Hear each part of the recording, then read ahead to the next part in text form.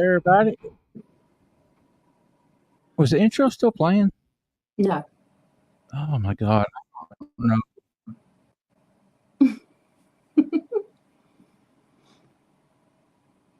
I mean, everything's fine on my side. It is replaying everything that I just said. In my You have an echo? Oh my God. You can't hear your echo. I've got to go back out and come back in. So yeah, do that. Start paying the bills if you don't mind, please. Okay, you do that. See you in a second. Bye, dear. It wouldn't be live if something didn't happen. Okay, first off, thank all of you for coming. And if you notice in the chat, he's going to get me because I'm procrastinating, but it's okay. I don't care. And Miss Donna Copus is in here, and I can't get it to click, but she's in here. And she was on our show last Tuesday and was talking about Mike, who was our guest this evening. So I'm super excited about this show. So let's get started. And my thumbs up emoji is just very supportive this evening. If you are new here this evening, we thank you for coming. First off, if you would please hit that subscribe button before you leave. Actually, hit it now would be great and help us continue to grow the show. If you would like to be on with Wayne and myself, you can reach out to both of us, Wayne at paranormalworldproductions.com or me, Tiffany at paranormalworldproductions.com, and we can get you scheduled for the show. All right, I am back. Y'all, hope everything is working now. But paranormalworldproductions.com is our website. Ask everyone to head over there. Please check that out. Sign up for the Bigfoot newsletter. Pick up some merch. Check out all of the other shows.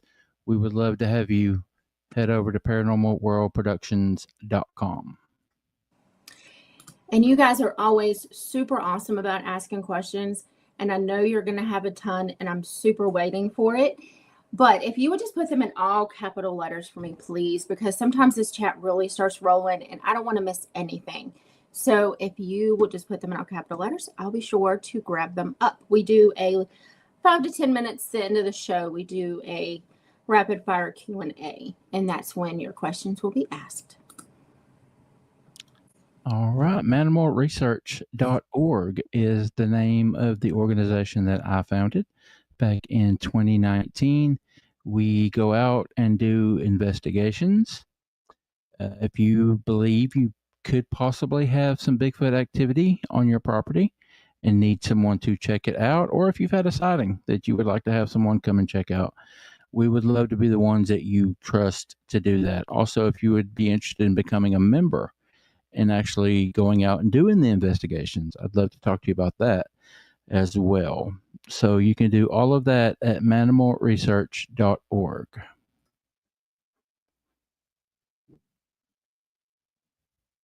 Are you muted, dear? Oh my God. I had been so good about that. What is wrong with me? I'm going to have to put a little post-it note. You're muted, honey. Anyways, I said super waiting, and like that doesn't make any sense at all, but whatever. We're just going to go with it. Yeah, you're right. It's fine. We also invite you to become a channel member with us. It's only $1.99 a month, and it goes to fund everything that you see here. Wayne and I do not keep this money. There's a lot of stuff that goes on to put a show, and it just helps us with that. You get extra perks. We do our members only lives. We do our Discords. I mean, just a slew of things for just $1.99 a month. Yes. All right. Absolutely. And finally, if you guys will look at the bottom of the screen, our Cash App and Venmo are open. We have started doing this. I guess we've been doing it about 6 months now. You guys were awesome with the super stickers. We're like making donations to the show. But the thing is, when you go through YouTube, they take quite a bit of fees, and they hold that for like a month, and we don't get it right away. So you guys, we've asked you to do it this way. If you would consider helping us out, you can do that at the Cash App or the Venmo, and it comes straight to us. We aren't hit with near the fees, and it just helps us out. If you don't want to mess with it, that's fine. Keep doing the super stickers. We don't care. I mean, you don't want to do anything, we don't care. We love you anyway. Yeah, just hang out with us. Word of mouth goes a long way. Absolutely. Tell your mom and them. Because I guarantee you they're going to want to know. They're going to want to be all up in it. Well, I guess I need to have technical difficulties more often because we got through that pretty quick. Yeah, we did. That's because I talked. But when I'm excited, I talk real fast. Well, tell everybody why you're excited. I'm excited because we had this gentleman scheduled before, and he was feeling a little under the weather and took a nap, and his nap was a little long. So we rescheduled him and brought him back here. And Wayne is actually going to be a speaker with him at Spirit of the Forest Bigfoot Festival this year. And y'all, the audio that I have from this gentleman is amazing. I mean, I have no words for it. So I'm excited that he was able to get everything rescheduled and come back on with us. So Mike Miller is here this evening. All right. Very cool. Got to hang out and chat with Mike for a few minutes before we came on. Seems like a good dude. I am very excited that I get to meet him in person here in a few months up in Ohio, in his neck of the woods at the Spirit of the Forest Festival. All right, we're just going to go ahead and bring Mike out. Yeah. Mike, what's up, buddy? Not bad. How you doing? Hey, thanks for coming. Thanks for having me on. Appreciate it. Yeah, doing very well. Thank you so much, buddy, for taking the time to come and hang out with us tonight. Yeah, super cool. You are in Ohio, right? Yes, I am. Can you tell us like around what part? I live in Eaton, Ohio. The research Northeast is Adams County. It's like southwest over toward the Indiana border. Okay. Okay. Very cool. So that's the area that you research. There's stuff that's happened here, but we mainly research Adams County. Okay. Well, take us back to the beginning, man. What started? What happened to get you going down this crazy road? Well, I was interested in Bigfoot and UFOs and Loch Ness. I watched any show on that growing up as a kid. I watched all that and kept watching it as I got older, and never thought I'd do anything like that. And I don't know, about 17 years ago on local news channel 7, I lived in Huber Heights at the time. They had a report about a sighting in Ohio. And I thought that sounded crazy because back then I didn't think Ohio had big enough sections of woods for anything like that. I thought that would have to all be, in the South, in the swamps, British Columbia, Washington, Oregon, places like that. And I laughed, but it kind of started something inside. And I decided to get on the internet that night, and I typed in Ohio and Bigfoot, and I stumbled into the BFRO website. And I clicked on Ohio, and I expected to see, just a report or two. And I was just blown away because there was several, hundreds of reports, and they were listed by county. So I clicked on the county I lived in, and I clicked on the counties I knew and started reading them. And, a lot of them I still laughed and thought, it was probably your own shadow you were scared of. That was probably a deer. You're probably freaking drunker in hell, stuff like that. But a couple stories kind of struck me. One of them, a guy in Southwest Ohio, said he didn't know what was in his backyard, but he had a 5-year-old male German Shepherd, and I'm partial to German Shepherds. I grew up with one, and he said the inside door was open, so the outside glass door was shut. His dog came through the glass to get back in the house, ran to the furthest point away in the house, curled up, frightened, and peed itself. And those dogs do that. And that caught my attention. And then there was another report outside, just north of here, over by, like north of the airport. and the lady had her kids along the river. They started hearing whistling. Her kids whistled back. She thought it was just somebody screwing around fishing, but she said the whistles went so high up in octave. She taught music. She said a human being can't go there. And her son was kind of dragging behind as they were coming out. It was right at dusk, and supposedly seen it, had to have therapy. She called the police. You know, it was a big to-do. And I thought that was insane. I thought that's only, I don't know, 20 miles or so from the freaking airport. No way. And I decided that year, way back then, to go look at that area. Just mainly for the S and giggles of it, you know, just to say, hey, I went to where a Bigfoot report happened. And I went there. I was married at the time, took her cousin, and we walked back in there, printed the report, walked down in there, and it was woollier back there than I thought. And I thought, okay, maybe it's used on the river to move along. And, you know, found some evidence back in there, found, you know, trees, you know, the structures, the stuff that didn't make sense. And then and this was during the daytime, just the whole feeling of being watched and everything. And this kind of struck me again. And basically what happened, long story short, I decided to peek in the door about Bigfoot in Ohio. And I didn't think I was going to find much. And I thought I would peek, and then I would, you know, move along, go on to something else. And that's not what happened. I peeked in the door and pretty much like, hey, what the heck's that? And I got sucked in. And I wanted to know more, so I kept going out. And the more I looked, the more I found. And I didn't expect that. Yeah, yeah, absolutely. And I'm glad that you brought up the whole BFRO thing, because I've said it many, many times. I will continue to say it. No matter what you think about the organization as a whole, that database that they have collected and maintained is phenomenal. Like you said, you go on there and you can pull it up your state by county. Anytime I'm going to a new area, that's the first thing I do. I look up what county I'm going to be in and how many reports how many encounters have been reported. So it's a very valuable tool. Yes, it is. Yeah. I agree. Yeah. All right. So I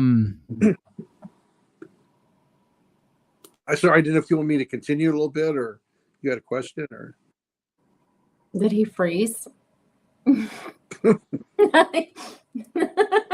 Usually this happens to me, so woohoo, it's not happening to me. basically I kept going, and I found some people on the internet that were in Ohio, and they started sending me blurry pictures, you know, blobs pictures, and they were up in like the Clark County area and other places. And I read I went through all the reports. You know, I drive for UPS. I got a map out, start looking, like, I don't know about anything being there, but anyway, Dan Mosier, who's outside of Springfield, he hooked me up with a guy named George Taylor, who's originally from Minnesota. He took me under his wing, and we would go to a park in Miami County called Charleston Falls. And he pretty much took me there during the daytime. This is the day stalking part of my life, Bigfoot life. And we would go to this park, and we would go off the trails, even though you're not supposed to do that. Don't do that, kids. But he showed me the difference between storm damage, natural, and unnatural damage. And I seen some crazy stuff. I seen trees bent at crazy angles, driven back into the ground. I seen a tree bent over, and a tree was dragged from about 50 yards. They actually broke this other tree at the base and dragged it about 50 yards and then laid it in on these others. And a person couldn't do that. No, absolutely not. And if that was done with any kind of equipment, it would leave marks on the tree. And then I was in an area where this canopy, and sorry, I'm talking with my hands anyway. Oh, you're good. Everything above you was intact, growing, you know, undamaged. But you could tell something was going through there, and it was a hell of a lot bigger than a deer. And these trees were probably, I don't know, maybe 2 inches, maybe 3 inches diameter, at about a 6-7 foot height. they were snapped and laid in the same direction. Now, if the wind is going to do that, it's going to tear all this other stuff that's lighter and smaller. It's going to tear all that out of there too. It's not just going to damage these trees. It's like this thing walked through there and did that. And another thing crazy about that, and I didn't take pictures back then. I was just kind of just going because I didn't think I'd ever find anything. So why bring, that was my thought process. They weren't just snapped, like bent like this. They were twist snapped. You could actually see the wood twisted. And I thought, that's crazy, And I picked up some smaller limbs and tried to duplicate that. I couldn't do that. And and those are, you see the reports of those all the time, the twist snaps. Even in Australia, there's encounters of the twist snap trees coming out. Yep. And then back then we'd see those little, like, kind of little miniature kind of teepee things, and I would think, is that a young one practicing? That's surely not big enough for anything to sleep under or get any shelter. I kind of now, after seeing more of them and noticing that some or many are right along a game trail, I believe those are their version of a deer blind, and they stand in there and it's an ambush point. But that's just my theory. That is amazing. It's a good theory. I mean, I think if we investigated more people's theories, we would be a little bit further than where we are. Yeah. Instead of thinking everything's BS. Yeah. But that led to, the internet. When you start clicking on stuff, they're watching you. And then I'm getting more, things about people I might have stuff in common with, or articles and stuff like that. But it pretty much, long story short, led me to a person that was on Facebook named Mark that was in Ohio. He lives in Trenton area. And I thought, well, at least this guy's in Ohio and I can talk to him. He's not California or Washington or whatever. And so I started talking to him, and he invited me to go on a night hike. So I went and met him, because I don't know who these people are. I don't want to disappear, Right. So, did my due diligence, but I went to his place, met a guy named Mike Feltner, and we went on this night hike. First, we actually came to Preble County and investigated a report, but we didn't think anything was there. It was just kind of, I don't know, just nothing concrete, Yeah. And so we went to East Fork State Park. And if you know where that is, that's in Claremont County. And I went on my first night hike that night. And we didn't plan that earlier. We were going to Preble County, and that was it. And then when that was a bust, we drove all the way over there. Well, anyway, we hiked back in there. It's, nighttime. It's in October. It's about 40 degrees. It's drizzly. It's not a good night. Right. We hiked back in there on a horse trail, probably a couple miles or so. And I'm along for the ride. I don't have any recording devices. I wasn't doing that then. I'm just I'm an observer, And these guys did wood knocks. They did a couple howls. Nothing happened.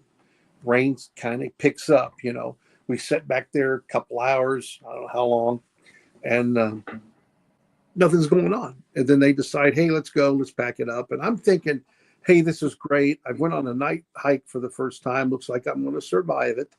And, I can cross that off the list. And I'm still on the fence, with the blurry pictures. And I've heard some great stories. And, I'm still on the fence about Ohio. I really am. And not even 10 minutes into that walk is where things changed for me. We started out of there, and it wasn't a few minutes, and something threw a big freaking rocket. And I, as a teenager, I threw rocks at trains, and you're not supposed to do that. And you kind of know how big a rock is by how it sounds. So it's not just my fear. I'm out in the woods with no light on, and I'm embellishing, or it's not as big as I think, and like a fishing story. But when this rock was in flight, you couldn't see it, but as it hit branches, it didn't bounce off the branches. It was snapping the branches it hit. Yikes. which means it's big. Right. And it hit a tree over by me with a lot of force, bounced off and tumbled end over end, you know, and that freaked me the hell out. And of course. And we still had, I don't know, maybe an hour to hike out of there at that point. And I really got worried because I was in the back of the line. And anyone who's seen a horror movie knows what happens to the person in the back of the line. You're screwed. First one gone, you know. You're going to die. And we hiked out of there. Nothing happened for a while. We got to a point where the woods came right up on that path. And I thought, this is it. This is where I get it, or we get it. This is an ambush point. And sure enough, we got to that point, and more rocks were thrown, sailing over our head, breaking branches. We're ducking down. And at that point, I didn't think I was going to get out of there. I didn't think I was going to see my kid grow up. Noah was probably 6 or 7 at the time. And I started saying the Lord's Prayer under my breath the way we hiked out of there until we got off of that area onto like the main trail, whatever. And at that point, I knelt down, kissed the freaking ground. And that's for real. And I went home and I quit. I retired. That was too intense for me. I didn't expect that. And I was done. Right. But I had all winter to think about it. And of course, it ate at me. Mm-hmm. To know what was going on. But at that point, I decided a 3-inch knife and a walking stick weren't going to cut it anymore. Amen. I can still carry permit just for peace of mind, you know. And of course, you know, where I work for UPS. They're laughing at me and they're like, "Oh, somebody did that. Teenagers did that." I go, on an October night, it's raining, 40 degrees, and every kid's on the internet now, but they don't even leave the house. And of all the miles of trails in this park, they're going to pick that one and say, "Hey, let's go hang out in case Bigfooters come around and throw rocks at them." And to be close enough to throw a rock that big, you're going to be close enough where you can see shadows. Right. And if somebody's throwing a rock at me and I can figure that out, you know, somebody's going to get pounded, you know. And exactly. So it wasn't no freaking kids. And but let anyway, me ask you real quick. First off, like, why do you think they do that? Do you think y'all were like encroaching on something? They want you out of there. When they're throwing rocks, they want you out of there. That's because they do it with that's such subtle precision. Sorry, go ahead. Oh, it's okay. They do it with such precision because you know if they wanted to hit you, they could. They could just knock your head clean off your shoulders. Yeah. But they do it just enough to scare the tar out of you. Yeah, they want you to leave. We had an incident probably 3 years ago. It was the COVID years there, you know, when all that was going on. And we went to an area and we've kind of changed our dynamic up. Instead of wood knocks and howls done by members, are using a call blaster that's got real animal sounds embedded on it. And to trick whatever, you know, and we call blast it. We'll talk for normal voice for 30-40 minutes to see if anything happens, and if nothing happens, and mind you, this is in pitch dark, this pitch black, no light on. If nothing happens, then we'll call blast a wolf howling, or we'll call blast coyotes. But this night we did a wolf, then we did wolves howling, and after the howling played, we got a response, and I think it was a young one, and it actually came across the ridge and down towards us and then stopped. Not a deer. A deer does not, when a deer's in distress, it sits down, lays down. It doesn't come towards whatever's there that's distressing it. And what I believe happened that night is the real wolf sound tricked a young one. It scared, it called out. And about 20 minutes later, when the cavalry showed up, they didn't find coyotes or wolves, but they found us back there where no one's ever there. And they started bombing us with rocks. And this time it was different. They hit the vehicles. They damaged them. Oh, my gosh. Cracked Mike's windshield. They batter-rammed my Jeep. I mean, I really thought, I said that night, I said I should have brought a football helmet because I'm going to take one off the noggin here in a minute. Yeah. That's scary. It was. That is scary. And I have, if you want to go ahead and get into the audio, I have the, is that the Jeep rock? Yes. Okay, let's go ahead and play that. Okay.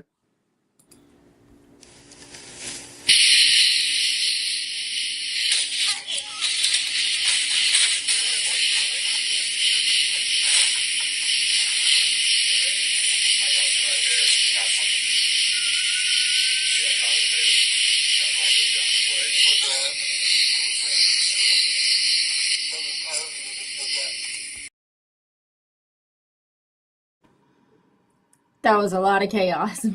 Yeah, I can't play it. I can't hear it. Oh, you can't hear it? No. Can anybody in the chat hear it? Can you guys hear it? Y'all gotta let me know. Don't leave me hanging. Because I have 8 clips of audio. I'm just waiting for them to. As long as they hear it, that's what matters. Yeah, Troy said that they could hear it. Okay. So yeah, the Jeep rock. It was a lot of chaos. Yeah, the first rock actually hit. I have a 22-inch parabolic microphone. It's plugged into a recorder, and I used to put it on top of the Jeep and face it toward the lucky direction. I kind of guess, and hit that. It actually skittered across the top. I had my moonroof open and went down on the floorboard. We found the rock in the floorboard. That is definitely a Code Brown kind of moment. Yeah, Donna, we had her on Tuesday, and she was talking about how, and that might have been the incident she was talking about when you guys had done the call blast and got more than what you probably bargained for. But we didn't know her yet. Mm-hmm. Her yet when that happened. Okay. Well, let's pull up. Do you have the Angry Giant one? I'm sure I do somewhere. I have the. I'm pretty sure I put that on there. I have the Bridge, the Whistle Rock, the Hidden Valley, the Graveyard 2, the Scream, the Ooh-Ah.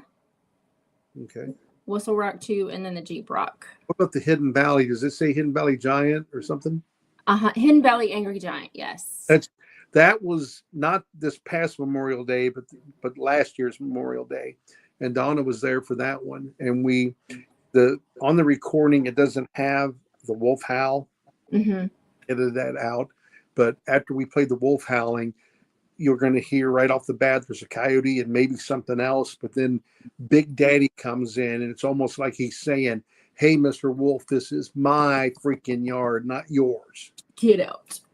All right, let's play that one. You let me know if you can hear it when it ends. Okay.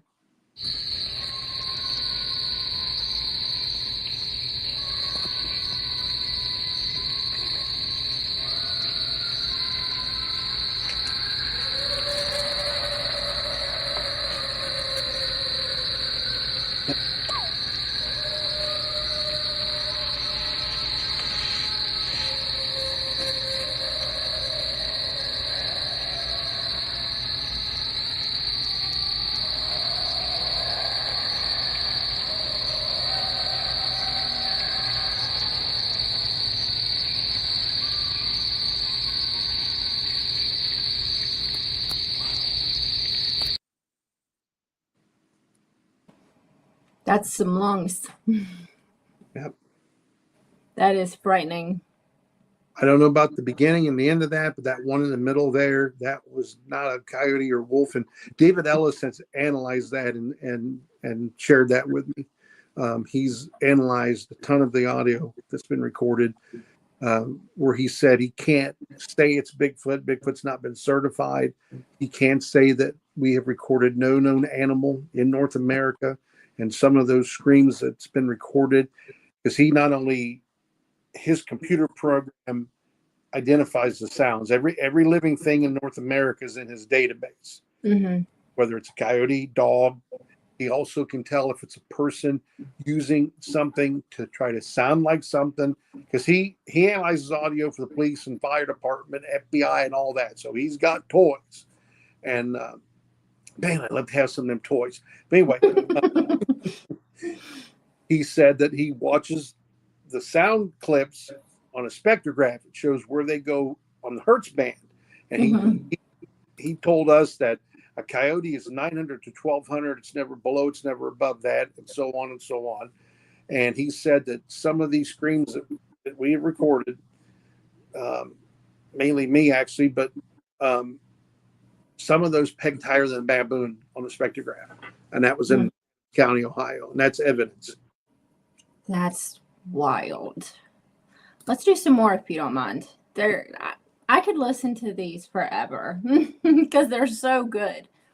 I am more an audio girl than I am a picture girl. Like, give me audio every day, all day.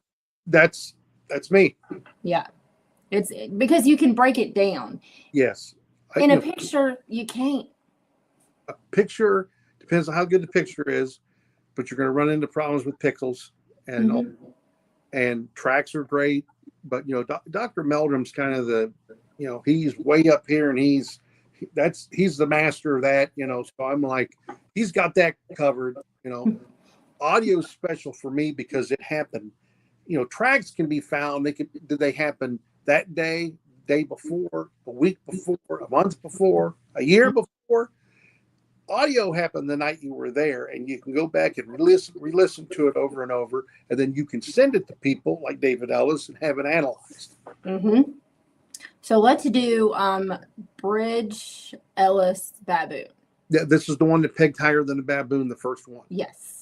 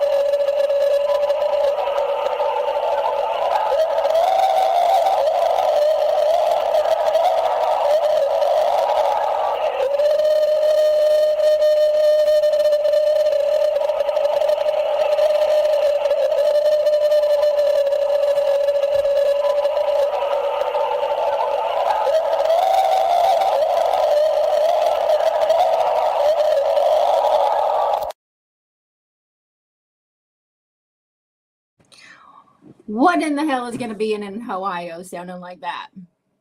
That's not a coyote, dog, anything else. That's the David Ellis edit is what I call it. As you notice, he looped it 3 times, so it repeats itself, and he subdued the coyotes, because in the original one, the coyotes are going off with it. But you can tell they're 2 different things, because, the coyotes are higher pitched, they're a little bit more yippy, subdued all that. And at the end of that howl, he's actually going whoop, whoop, whoop, whoop. The thing is actually mimicking the coyotes at the end. That's so bizarre.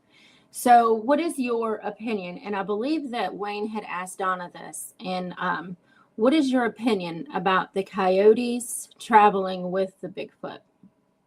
There's some kind of correlation. I kind of look at it like a shark and a remora, and then other fish and stuff in the ocean and animals.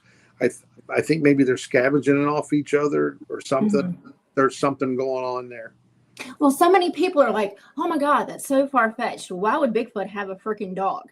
Well, because it's different than that. It's the animal kingdom. It's not like a person owning a dog. And it's like you mentioned, in the ocean. But people are just, they have their own narrative and they just close it off, I think. Yeah, I don't think, it's their pet dog or something, a coyote curling up with a Bigfoot by the fire watching Netflix or something, but they know there's going to be food involved, just like, wolves take down a creature, the crows come around, and the crows turn, and I think, the wolves don't like that, but, they coexist with all that kind of stuff. And I think it's that kind of relationship, but, I can be wrong. It's just my guess. Well, and I've always said that if you look at the animal kingdom, you're going to be able to find out more, because it's the same with the, whales breaching. to get Creel and the seagulls being right there. Yep. It's the same thing. So let's get into, because our audience is all about the audio as well. So Right. let's look at Whistle Rock.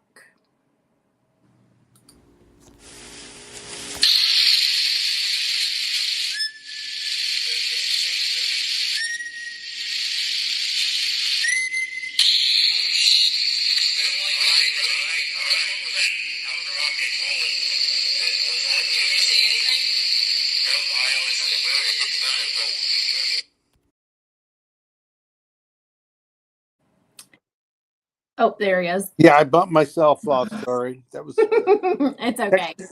Did you want me to play Whistle Rock again? Yes, if you don't mind. Yeah, absolutely.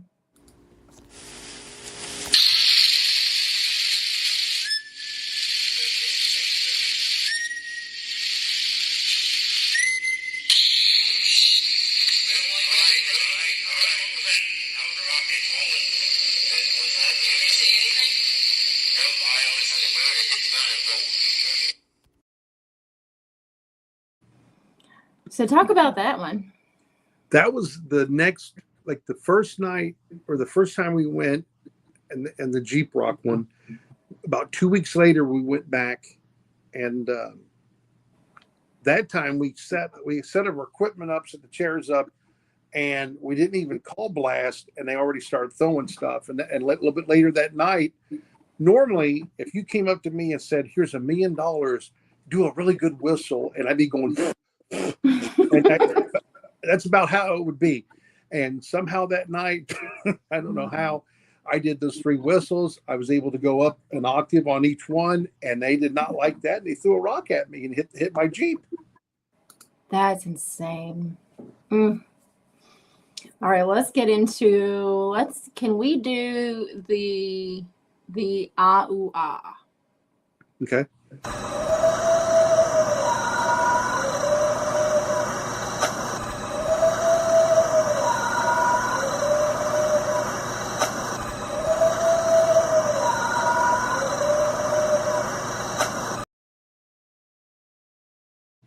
That one's my favorite.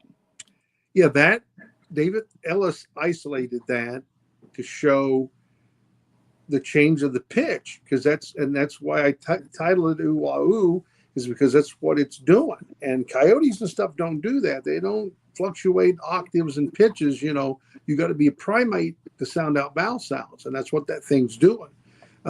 David is actually compiling across the United States right now all these different audio samples that have been recorded across the United States, where there's some kind of hint of language or if you want to call it music. I don't know, the thing's going ooh ah ooh. You know, I'm not saying it's singing, but it's doing something different. It's not just screaming or howling. And he's collecting all those, trying to do kind of like a Rosetta Stone, you know, kind of thing with that, which I think is insanely exciting. And I'm fortunate that, you know, David's using some of the stuff that, you know, that we've recorded in that project. Yeah, because that really does sound like it's singing. And I think that's what I'm just like, yes, that's my favorite one. Let's go to the scream. Okay.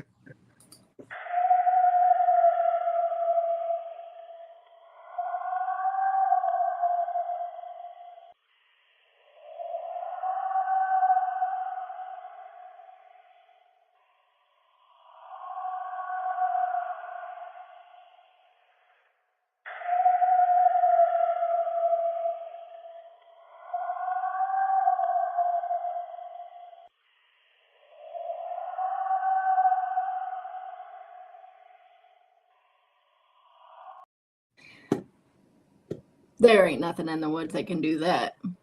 Yeah, that's changing tone and pitch. And I almost think, to me, that one is calling out it almost sounds lonely in a way. It was very mournful sound. And I let it play a couple of times. It did. It sounded very mournful. Either something happened or it's looking for something, or, you know, one of its kind, you know, mom, I don't know what you call it, but it's something's happened there, and that thing is crying out. It's a definite, there's a different emotion tied to that audio clip, different from the other ones. Exactly. Now, do you think, because I know everything we talk about is speculation because nobody has one, Right. but do you think when they get kicked out of their family group, like, do you think they would share the emotion, like, of being angry that they were kicked out, or they're, sad? Maybe I'm just humanizing them. I don't know. See, we don't know. I mean, Yeah. there seems to be groups of them, but at some age, do they kick like the younger males out Mm-hmm. to do their own kingdom or whatever you want to call it? I don't know. Yeah, because everybody's guessing, Yeah. Well, and that's all we can do. But I just want to bring everything to the table and be like, look, what is this? What could this be? What could this be? Because you hear of encounters where some people are saying they look like they have been brushed. And then others are like, matted and just nasty. And some speculate that it's because, the ones who were groomed are in a family group and the ones who are not have been kicked out. So I was just curious. Makes sense. I would think so. Let's see. Graveyard 2, Ellis. Let's listen to this one. That's the Bigfoot. He's coming. He's coming this way.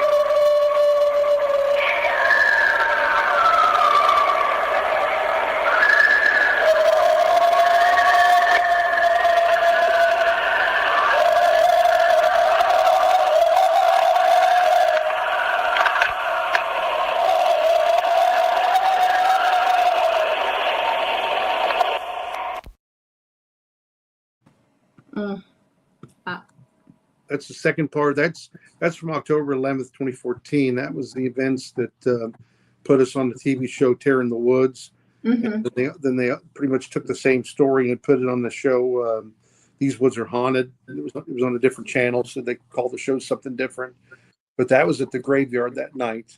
There's a section before that, but that one kind of shows, and it does have the cussing in it, but that one shows that thing howling over top the coyotes. Mm. Yeah. What is your opinion on the correlation between Bigfoot and graveyards? I don't know. In fact, I seem to be kind of fascinated for some reason. I don't know. Because you hear the same thing with Dogman and graveyard, so I was just curious. Yeah, I don't know what the Dogman thing, but I don't know. Sorry, some people hate me on what's that? I said no, you're good.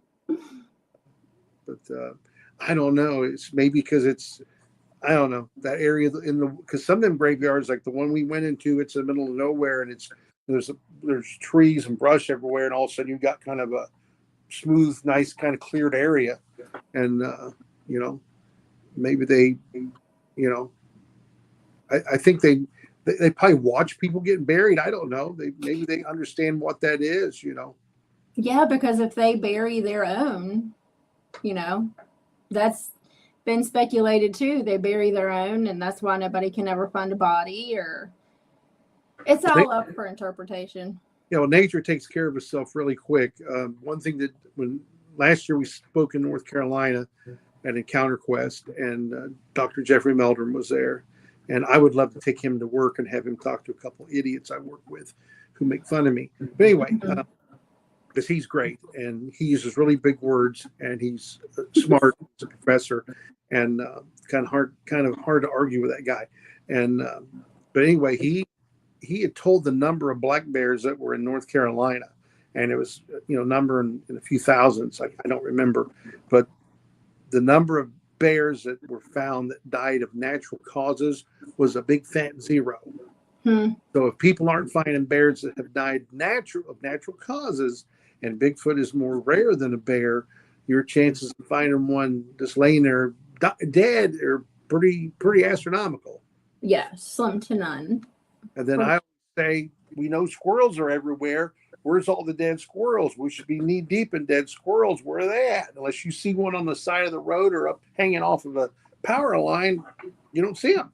Yeah, you don't see them. And that's something that I completely forgot.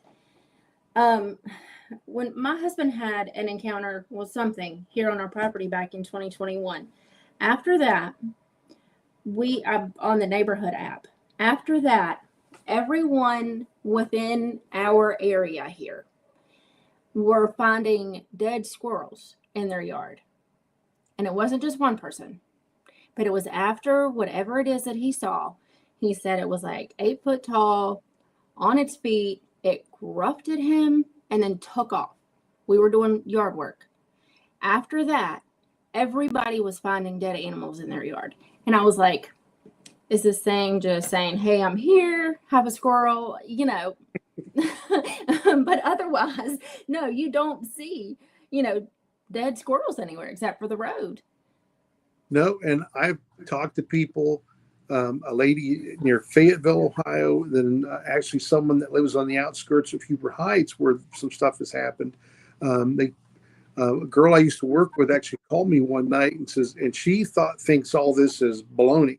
And she goes, hey, she goes, I don't know what's going on, but it might be up your alley. And she goes, I want you to listen to this. She walked outside, put her phone on speaker, and every dog in her neighborhood was going berserk. It was about 12 p.m. at night. And she said, they have never done this. They never sounded like this. And I said, you have a visitor somewhere. Something has come up. The town ends right there, kind of goes down. It goes into a heavily wooded area, and there's the rivers down there. Came up from the river bottoms and went into the neighborhood, and that's why them dogs are going berserk. And same thing happened in Fayetteville, and people reported that all the squirrels, raccoons, groundhogs just suddenly like disappeared, like something came in and ate them all. Wow. Yeah, and stuff like that. It's just mind-boggling. See, because the same way we live right across the street from a creek, and then it's just mountains. So it's like it crossed the creek and came into our little nook here on the side of the mountain, showed itself, and then it was out of here. Where are you at, by the way? We live on Bent Mountain in Roanoke, Virginia. Oh, okay, gotcha. Right. Yeah, so we're about 37 minutes from Floyd County, further up the mountain. Okay. So it's baffling. I'm trying to go through here and make sure I don't miss any questions, because usually I do this and Wayne talks, and I'm the one-woman show this evening. Nico. His computer crashed. Oh. Yeah, so he said, I probably won't be back, and I'm so sorry. No, it's okay. That's fine. We got it. Well, let's play. You have one more audio clip here. We'll play it. It's Whistle Rock 2. You already played that one. Did I play that one? I thought. I played Whistle Rock 1. This might be the same thing. I don't know. Okay, well, we'll play it and see. Oh,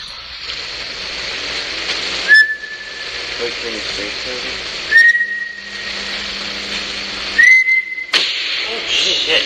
They don't like that. All right. What was that? That was a rocket rolling. What's that? Did you see anything? Nope. I know it's in the river. It hit the ground and rolled. That was loud.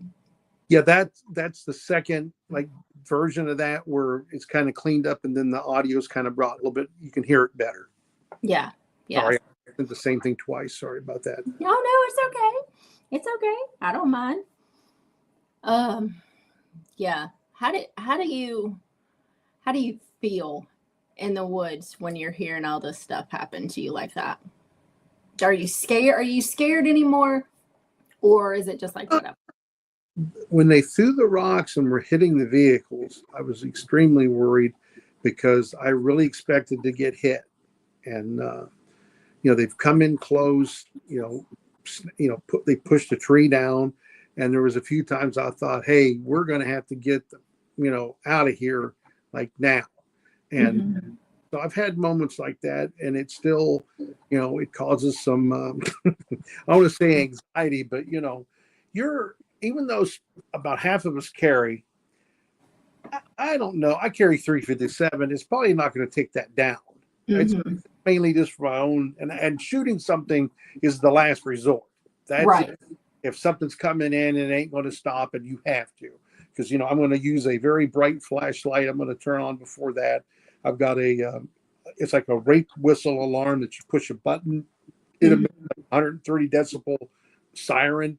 I'm going to turn all this stuff on and to try to back them off to get out of there before I'm going to shoot anything. But yeah, there's plenty of times that, and it still happens because no matter what, I mean, there's strength in numbers, and you feel, hey, they're here. We'll all go down together. We're gonna die, but we're gonna die as a team. Yeah. I'm just gonna lay down. Maybe they think they already got me, but I would never do it by myself, just because a lot of the areas we go into, there is no freaking phone service. Right. And always, if there's anyone out there listening that wants to go do this, take friends, buddy system. Let somebody know. I know you don't want to let out where you're going to go research at, because they could tell someone, and then maybe someone messes with you. But tell someone you can trust where you're at in case something happens. And right. If you're out by yourself and you fall down and you twist an ankle, you break your leg. You're going to be coyote food there. Right. Well, and that's what Wayne always says. Never go out alone, and always carry, because there's more in the woods than Bigfoot. Probably the most frightened I've ever been is that night of October 11th, 2014. And the people that have seen that episode on Tear in the Woods, they did a pretty good job. They did combine some stuff. They added stuff that didn't happen. I never fired a warning shot. Mike didn't have this big anxiety attack. We had some anxiety and a lot of adrenaline that night, and we were frightened because we never had that much happen at the same time. Mainly it was just, you're there most of the night, maybe you heard one thing, Mm-hmm. And the last time we stopped that night, his son Jordan got out and did a howl, and he wasn't even done doing his howl, and we got a response on both sides of this trail road we were on.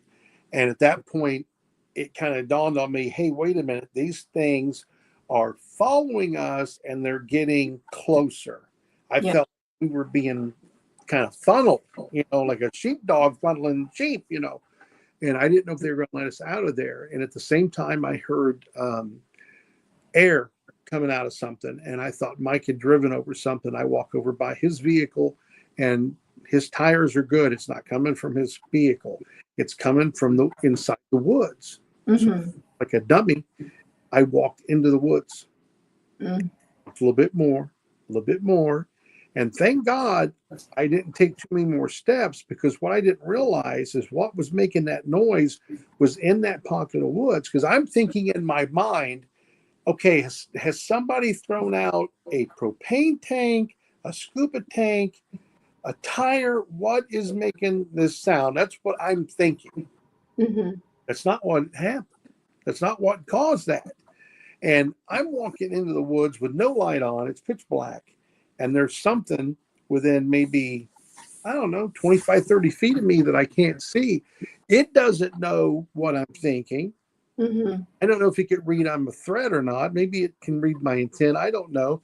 But what if I take another step or two and it decides, okay, that's it. It's coming after me, and I'm gonna take care of business. That thing would have took me out. I'd have never known what happened. But anyway, thank God I did stop, and I'm listening. And I closed my eyes to listen to this sound, and I realized it's not air leaking out of a tank. There is something a few feet in front of me, and it's breathing in and out. Oh my Lord! It freaking froze. I have goosebumps on my arms, and this thing went from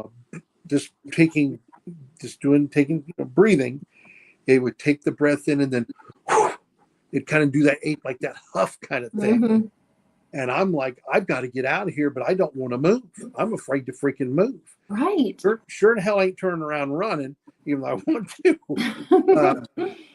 So I start backing up very carefully, and I keep backing up, and I did draw my gun. I had it down at my side. I had it against my leg. I don't know if this thing's coming or not. And I'm backing up one step at a time, and it's doing the same thing. The deep breath, the huff, and then it stops with that. I guess the moment before I started backing up, it went from that to a very low, very guttural. I don't know if you want to call it a roar. What it was different. I've only heard it the one time. I do not ever want to hear that sound again, because the roar, when it emitted it, it actually reverberated off my chest like I was at a heavy metal concert. Oh my gosh. And I not only heard it, I felt it. The people that's behind me, wherever they're at that moment, they heard it. They didn't feel it, but I felt it. And to me, this was Big Daddy, because there was more than one that night that followed us. And it was pretty much saying, get the F out of here now or else. So at that moment, I'm backing up. When I felt my foot kind of hit this gravelly area, I knew, okay, I'm out. I'm pretty much on the main trail. At that point, I turned, and I probably my voice is probably as high as Michael Jackson. And I yelled, "We're getting the F out of here." And we run to the car like Keystone Cops. You younger kids are going to have to Google that. And we're getting in the vehicle, and Mike takes off. He almost flipped the vehicle. We almost went off the side of this. It wasn't a mountain, but we were elevated. He almost went off the edge, and it would probably kill all of us. But we got out of there. We got down to where it flattens out, probably 1/4 mile, and we stopped. Hey, is Jordan okay? Everybody's in the car. We're all in here. We're okay, and we're just trying to calm down. The adrenaline roof, breathing heavy. And we stop. And all of a sudden, he's got the engine running, bright lights are on. This deer walks out in front of us and just stops. It never looks toward the car one time. It's looking at the direction we just came from. And I looked at Mike and said, does this thing want to ride or what the hell, And he said, take me with you. Yeah. And it snorted, it pawed the ground, and it literally turns around and runs the other way. And we got out of there.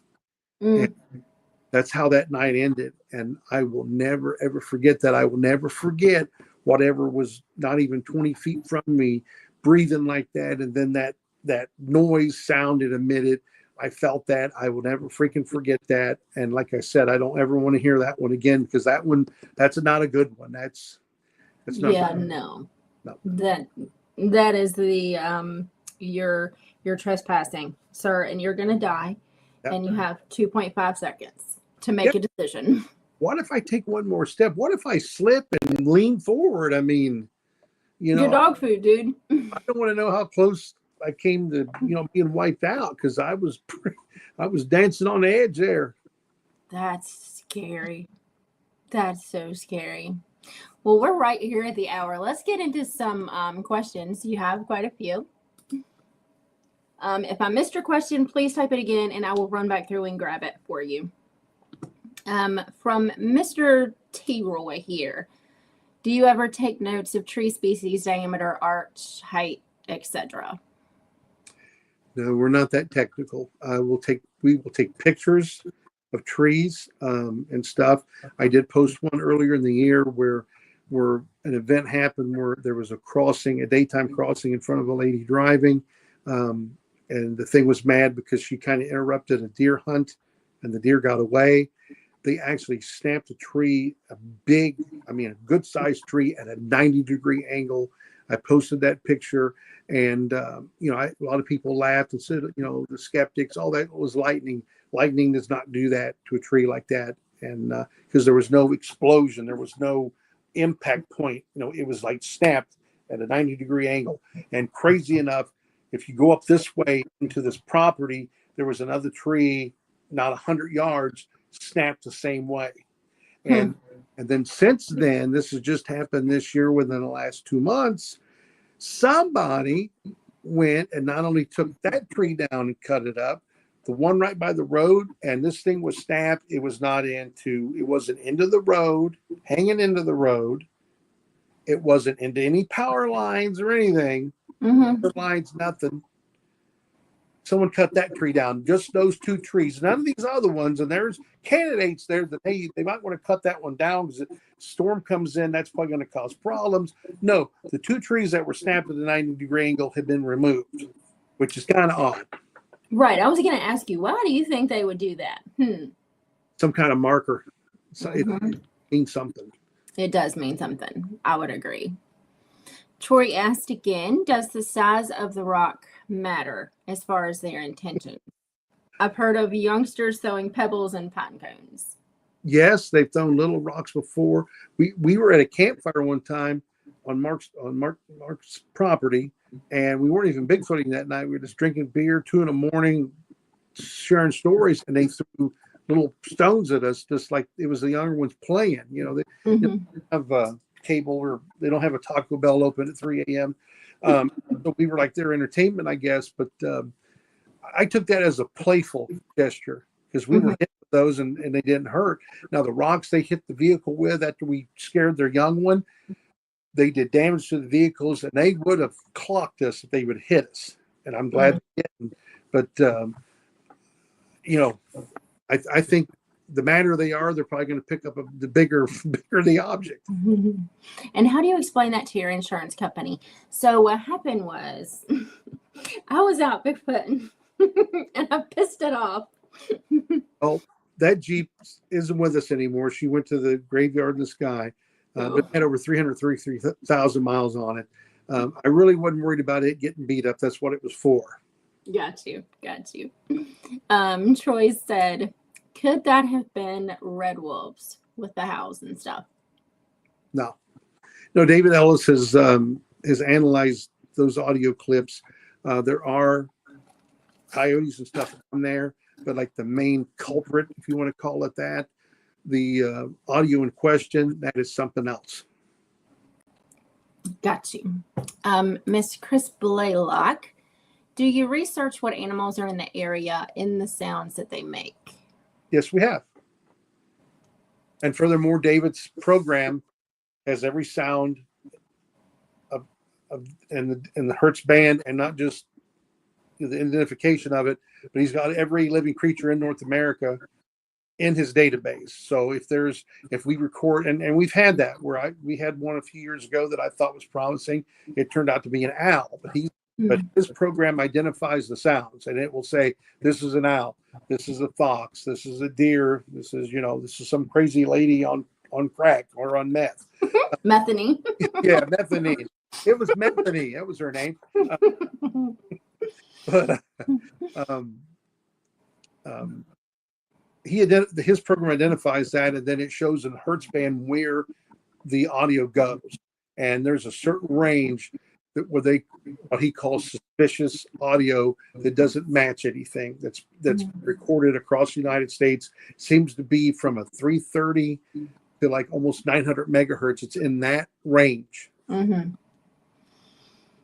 All right, Miss Erica, what's the best audio you have ever gotten? Probably the bridge one, that pegged tighter than a baboon. That's evidence. Whether they're, no matter skeptic, most of these skeptics, unless you drag a body out there, just don't want to hear about it. But that is evidence, because that's a professional who analyzed it, said it's nothing else natural. It's nothing unnatural that was created. And we sure in hell don't have that kind of technology anyway, or to do anything like that. No, I'm like, when I type, I'm Hunt and Peck typer. I can't sit there and do this number. But all right. Those have been identified by the Hertz. All right. Chris Blaylock, are all these clips from the same area? They are from, most of those are from Adams County, not the same exact spot, but within probably a 20-mile radius. One of those, I believe, was over by East Fork. Okay. And Troy wants to know, who is with you in the audio that's talking with you? One of the people was Mike Feldner. He retired. He's doing stuff with his wife this year. Had a big to-do honey-do list kind of thing going on. Cody Pauly was there. Bev and Mac McCoy were there. They're part of the group. My son Noah was there. And Donna was in there a couple times. And then I believe Angie Havens was there also. One of those. Awesome. Well, I just want to thank you for coming on and spending this time. I'm sorry Wayne had to check out. He said he was sorry. His computer crapped out on him. So, but thank you for rescheduling with us. And you're welcome back anytime. Oh, cool. I'll come back. Yeah, I appreciate it. Yeah, of course. Well, you have a good rest of your evening then, sir. Okay. This coming Saturday, I'm going to. Oh, I forgot. Yes, I was going to give you the option or the availability to speak about everything you're doing.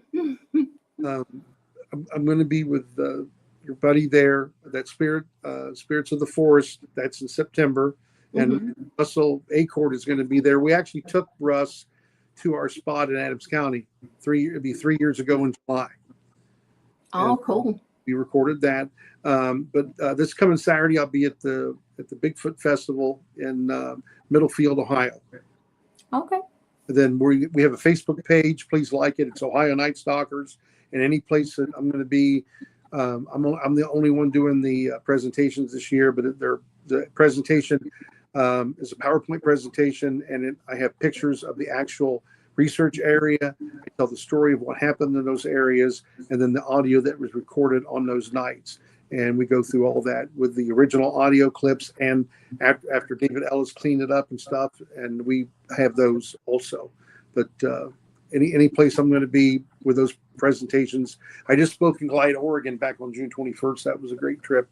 But they can find out by going to that Facebook page where we will be at. Well, that is cool. That is really cool. And you're speaking with Wayne the end of this year at the Spirit of the Forest with Susan. So that'll be a good time, I'm sure. That's a little closer than Oregon for sure. Yes. I drove out there. Oh my. How long was that drive? 3 days. Oh Lord, that's dedication. I drive for UPS, so 8 to 10 hours is like an everyday thing. So pushing up to 14 or so is not a big deal really.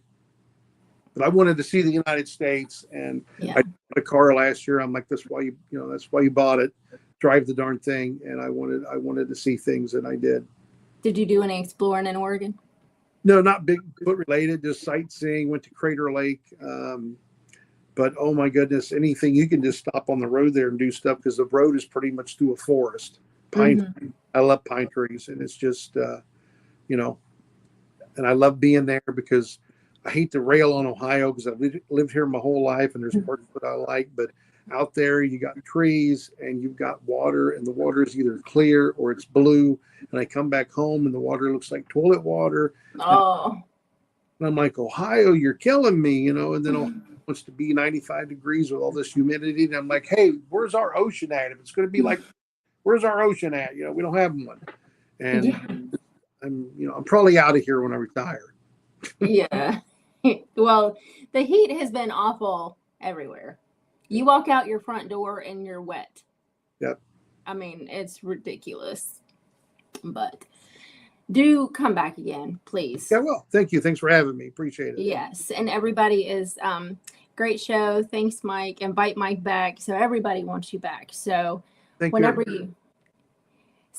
you get a chance, you just hit me up and I'll get you scheduled. Okay, cool. Sounds good. All right. Thank you. Thank you. All right. Bye. That was a good show. And I'm sorry Wayne's computer crapped out. Hopefully I did not disappoint.